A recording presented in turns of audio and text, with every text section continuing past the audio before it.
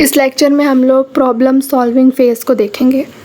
सबसे पहले हम लोग ये देखते हैं कि जो प्रॉब्लम या कोई भी प्रोजेक्ट होता है उसको एट द एंड एक प्रोग्राम की ज़रूरत होती है। वो प्रोग्राम जो इस प्रोजेक्ट को क्रिएट कर सके, अपेंड कर सके, डेटाबेस को अपडेट कर सके, डाटा को प्रिंट कर सके और जितने भी ऑनलाइन इंक्वायरी हुई है उसको परमिट कर सके। ठीक है, परमिट क्या होता है कि सेव चेंजेस, जो आपने चेंजेस किए हैं उनको सेव करना परमानेंटली। तो इसकी मैं आपको सिंपल सी एग्जांपल दूं तो आप लोग अपना सेमेस्टर प्रोजेक्ट बनाते होगे। तो सेमेस्टर जो प्रोजेक्ट है वो आपके लिए एक प्रॉब्लम होती है। ठीक है, उसको डाटा स्ट्रक्चर के पॉइंट ऑफ व्यू से हम प्रॉब्लम कहेंगे। तो उस प्रॉब्लम को सॉल्व करने के लिए आप लोग क्या लिखते हो, प्रोग्राम लिखते हो। और प्रोग्राम क्या होता है, सेट ऑफ इंस्ट्रक्शंस होती हैं जो कंप्यूटर को बताता है कि what to do and how to do. ठीक है, तो प्रोग्राम आप बेसिकली किस चीज़ का लिखते हो, उसको क्रिएट करने का लिखते हो। अब इसमें आप लोग CRUD ऑपरेशंस भी बनाते हो, क्रिएट करते हो, राइट करते हो, अपेंड करते हो, अपडेट करते हो डाटाबेस बैकएंड पे। अगर डाटाबेस की सपोर्ट है तो सारा काम होता है। इसी तरह मैंने एक प्रोजेक्ट बनाया था DSA का, smart exam seat allocation system. तो वो मेरे पास एक उस प्रोजेक्ट का जस्ट आइडिया था, तो मैंने बाद में उसको प्रोग्राम लिखा और ये सारी फंक्शनैलिटीज़ उसमें मैंने ऐड की। सेकंड पॉइंट की बात करें तो इसमें लिखा हुआ है कि एक जो प्रोग्रामर होता है उसको किसी भी प्रॉब्लम को सॉल्व करने के लिए जितनी भी रिक्वायरमेंट्स लगेंगी उसको आइडेंटिफाई करना होता है। आइडेंटिफाई का मतलब होता है किसी भी चीज़ की शनाख्त। जैसे अगर आपको कोई कहे कि अपना ID कार्ड दिखाएं, सेम इसी तरह हम लोगों ने रिक्वायरमेंट को भी आइडेंटिफाई करना होता है। और आइडेंटिफाई का ये भी मतलब है कि एग्जैक्ट हूबहू वही चीज़ जो एक्सपेक्ट की जाती है। अब हर प्रॉब्लम को सॉल्व करने के लिए कुछ स्पेसिफिकेशन है। सबसे पहले आ जाता है टाइप ऑफ प्रोग्रामिंग लैंग्वेज। इस पे प्रोग्रामर ये आइडेंटिफाई करता है कि प्रोग्रामिंग लैंग्वेज की कौन सी टाइप यूज़ हुई है, लाइक C, पाइथन या जावा जो भी यूज़ हुई है तो वो इसमें बताया जाता है। फिर प्रोग्राम डिस्क्रिप्शन में प्रोग्रामर ये आइडेंटिफाई करता है कि जो प्रोग्राम है उसको एक्सप्लेन करता है सिंपल वर्ड्स में कि प्रोग्राम क्या करेगा। फ्रीक्वेंसी ऑफ प्रोसेसिंग में बताया जाता है कि कितनी बार ये रन होगा। इनपुट एंड आउटपुट में बताया जाएगा कि क्या डाटा सिस्टम में इन हो रहा है और क्या डाटा सिस्टम से आउट हो रहा है। लिमिटेशंस एंड रिस्ट्रिक्शंस में बताया जाएगा कि अगर प्रोग्राम पे कोई भी रूल या लिमिट अप्लाई हुई है तो वो क्या है। फिर डिटेल स्पेसिफिकेशन की बात करें तो इसमें आपके पास SRS डॉक्यूमेंट आ जाता है या फिर प्रोजेक्ट थीसिस आ जाता है जिसमें आप स्टेप बाय स्टेप बताते हैं कि प्रोग्राम क्या करेगा।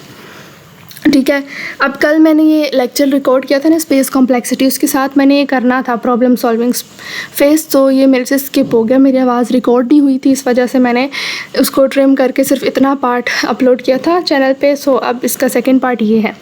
और आज का जो बेसिकली हमारा मेन टॉपिक था वो ये है the need for data structures, कि डाटा स्ट्रक्चर्स की ज़रूरत कब पड़ी।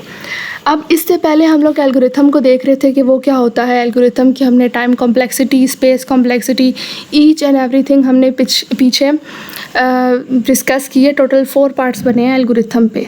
अभी डाटा स्ट्रक्चर हमारा बन रहा है और इस वीडियो को भी मैं इतना लंबा नहीं कर सकती क्योंकि यूट्यूब की तरफ से ना 15 मिनट से ज़्यादा वीडियो मुझे अलाउ नहीं हो रही, तो 15 मिनट से कम की ही ये भी वीडियो होगी। अब हम देखते हैं कि डाटा स्ट्रक्चर की ज़रूरत कब पड़ी। अब इसका मैं आपको एक सिनेरियो से समझाती हूँ। ठीक है, सिनेरियो इसका मैं ये दूंगी कि आप इमेजिन करें एक स्कूल का लाइब्रेरी सिस्टम है। ठीक है, अब लाइब्रेरी में हज़ारों बुक्स पड़ी होती हैं। अब लाइब्रेरियन क्या करता है कि 3 काम करता है। नई बुक ऐड करता है, किसी बुक को ढूंढता है और किसी बुक को रिमूव करता है। अब अगर लाइब्रेरी की सारी बुक्स इधर उधर पड़ी हुई होंगी, कोई प्रॉपर रिकॉर्ड नहीं होगा तो क्या होगा। तो लाइब्रेरियन को मसला आएगा ना कि वो बुक ढूंढने में देर लगेगी, उसको ऐड करने में मुश्किल होगा, मेंटेन करने में, और काम स्लो हो जाएगा।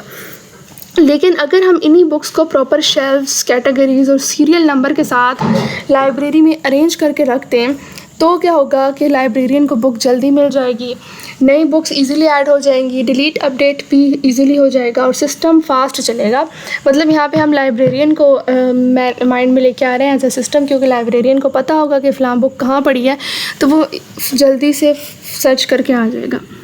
तो यही आइडिया जो है ना वो डाटा स्ट्रक्चर्स का है कि डाटा को ऐसे ऑर्गेनाइज वे में लिखना कि उसको ऐड करना, रिमूव करना, क्रिएट करना, अपडेट करना बहुत इजी हो जाए। ठीक है, तो यहाँ पे हमें डाटा स्ट्रक्चर्स की ज़रूरत पड़ी थी। जिसकी वजह से हम ये पढ़ रहे हैं कि the need for data structures. अब यहाँ पे आप पढ़ें तो लिखा हुआ है कि डाटा स्ट्रक्चर्स ऑर्गेनाइज डाटा, कि डाटा स्ट्रक्चर डाटा को ऑर्गेनाइज करता है। मोर एफिशिएंट प्रोग्राम्स क्या होते हैं? जब डाटा ऑर्गेनाइज वे में आपको मिलेगा तो आप प्रोग्राम को एफिशिएंटली रन कर सकते हो, क्योंकि आपको पता है कि फ़लाँ चीज़ कहाँ पड़ी हुई है। तो उसको कहते हैं मोर एफिशिएंट प्रोग्राम्स। इससे कंप्यूटर पावरफुल होता है, जो एप्लीकेशंस है वो कॉम्प्लेक्स भी हो जाती हैं अगर हमारे पास ज़्यादा डाटा स्ट्रक्चर यूज़ हो रहा है। तो अगर मोर कॉम्प्लेक्स हो गई हमारी एप्लीकेशन तो वो मोर कैलकुलेशन डिमांड करती हैं। अब यहाँ पे लिखा हुआ है क्या data structure is a way to organise a collection of data. Collection कहते हैं डिफरेंट टाइप्स ऑफ डाटा की, जिसमें हर तरह का डाटा होगा। फॉर एग्ज़ाम्पल एक कोडिंग एग्ज़ाम्पल दूँ तो आप स्ट्रक्चर्स पढ़ते हैं वो C++ में। स्ट्रक्चर में क्या करती हो कि आप लोग फ्लोट, इंट और 4 टाइप का डाटा उस एक स्ट्रक्चर के अंदर स्टोर करवा सकते हो। अब हम एरे की बात करें तो वो फिक्स्ड होता है डाटा टाइप पे, कि अगर इंटीजर टाइप का डाटा है तो सिर्फ इंटीजर टाइप की ही एलिमेंट्स एरे में आ सकते हैं, लेकिन स्ट्रक्चर्स में होता है कि मल्टीपल डाटा टाइप्स के element at a same time store हो सकते हैं। तो same like this data structure भी एक ऐसा तरीका है जो किसी भी डाटा और कलेक्शन के डाटा को ऑर्गेनाइज करता है। इसका इफ़िशिएंटली यूज़ ये होता है कि हम इसको स्टोर कर सकते हैं, मैनेज कर सकते हैं और डाटा को ईज़िली एक्सेस भी कर सकते हैं। अब नेक्स्ट पॉइंट में हमारे पास है choosing the right data structures and algorithm can make a program run very fast और वेरी स्लो। अगर हमें पता होगा कि डाटा स्ट्रक्चर क्या यूज़ होगा इस पर्टिकुलर प्रॉब्लम के लिए, फॉर एग्जांपल मेरे पास प्रॉब्लम है कि मैंने एक बकेट है और उसके अंदर मैंने बुक्स ऐड करनी है। अब यहाँ पे कौन सा डाटा स्ट्रक्चर यूज़ होगा? Stack data structure.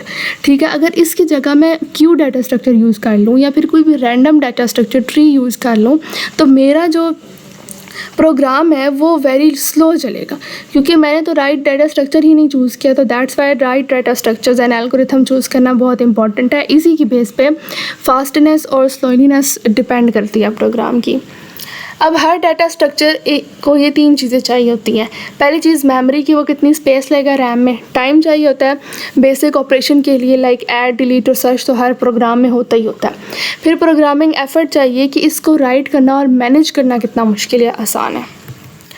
अब सिलेक्टिंग अ डेटाबेस पढ़ेंगे। पहले हमने देख लिया कि डेटाबेस की ज़रूरत क्यों पड़ी। अब हम सिलेक्टिंग द डेटाबेस को पढ़ेंगे कि डेटाबेस को सिलेक्ट कैसे करना है। डेटाबेस इन 3 चीज़ों के बेस पे सिलेक्ट होता है। नंबर 1 पे है अंडरस्टैंड द प्रॉब्लम। हमें सबसे पहले क्या करना है कि प्रॉब्लम को अंडरस्टैंड करना है। किस बेस पे अंडरस्टैंड करना है? इस बेस पे कि इसमें लिमिट्स क्या हैं, इसकी रिसोर्सेज क्या होंगी लाइक टाइम या मेमोरी, जो कि हमारे सोल्यूशन को मस्ट फॉलो करेंगी। तो that is the understanding of the problem, कि जब हमारे माइंड में होता है कि हमने इस प्रॉब्लम को कैसे सॉल्व करना है। Number 2, identify basic operation. Basic operation हमेशा किसी भी प्रोजेक्ट में ऐड, डिलीट और सर्च का होता है। हमने ये डिसाइड करना है कि क्या एक्शन हमारे प्रोग्राम को क्या एक्शंस चाहिए। ऐड, डिलीट और सर्च ये बेसिक ऑपरेशंस होते हैं, और इन दोनों की बेस पे हमने एक ऐसा डाटा स्ट्रक्चर को सिलेक्ट करना होता है जो इन रिक्वायरमेंट्स को बहुत अच्छी तरीके से डील कर पाए। उसके बाद हम बात करते हैं डाटा स्ट्रक्चर्स की। तो अब यहाँ पे उसकी डेफिनेशन आ जाएगी कि डाटा स्ट्रक्चर में होता क्या है। अब डाटा स्ट्रक्चर में हमारे पास 3 चीज़ें होती हैं। सबसे पहले है लॉजिकल और मैथमेटिकल डिस्क्रिप्शन।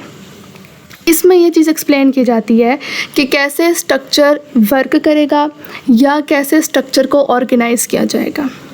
अगर हम ये बताते हैं कि कैसे स्ट्रक्चर वर्क करेगा तो ये हमारे पास लॉजिकल डिस्क्रिप्शन होगी। अगर हम ये बताते हैं कि कैसे हमारा जो डाटा है वो ऑर्गेनाइज कैसे होगा तो ये उसकी मैथमेटिकल डिस्क्रिप्शन हो जाएगी। ठीक है, इम्प्लीमेंटेशन की बात करें तो इसमें हम बताते हैं कि कैसे हमारा स्ट्रक्चर जो होगा वो बिल्ड होगा और कंप्यूटर में वो कैसे यूज़ होगा। मतलब यहाँ पे कोडिंग वाली बात हो रही है। क्वांटिटेटिव एनालिसिस की बात करें तो इसमें हम लोग चेक करते हैं।